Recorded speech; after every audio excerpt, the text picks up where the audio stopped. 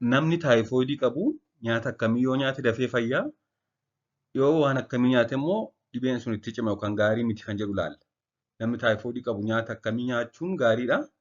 Kanneen kamtu immoo hin gorfaman kan jedhu haa ilaallu.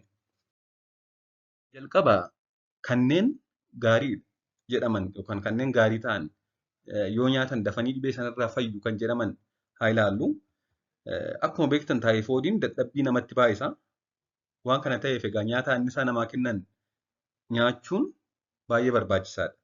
Nyaata annisaa yookaan inerjii namaaf kennan akkasumas nyaata dhangala'aa qaama keenyaa dabalan. Keessumaa sooranni oomeegaa 3 fi pirootinii sirriitti qaban kanneen marmaan keenyaan salphaatti bullaa'anii fi faayibarii hedduu hin qabne kanneen gaazii garaacha keenyatti hin baay'isne baay'ee gaariidha. Kanneen akkasii egaa jechuun soorata baay'ee gorfaman keessaa gurguddoon kanneen akka marqaa, aajjaa, boloqqee, killee yookaan hanqaaquu, muuzii, paappaayyaa, dinnicha affeelame, aannanii fi bu'aannanii kanneen akka itittuu fa'aa baay'ee gorfamu. Kana malees wantoota dhugaman, wantoota dhangala'aa qaama keenyaaf kennan kanneen bishaan qaban, bishaan dhugamu dabalatee jechuudha. Isaan kun baay'ee gorfamu.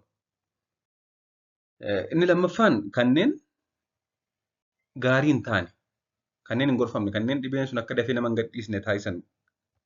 Isaan kun immoo wantoota nyaata mi'eessuuf fayyadan kanneen akka qaaraa fi barbaree akkasumas shunkurtii, kana malees immoo nyaata zayitni itti baay'ate kanneen akka chiipsii, doonaatii fi kan kana fakkaatan, kanneen akka buqqee akkasumas buqqee jechuun dabaaqulaa akkasumas talbaa isaan kun faayibarii hedduu waan qabaniif hin gorfaman garaatti ni ulfaatu.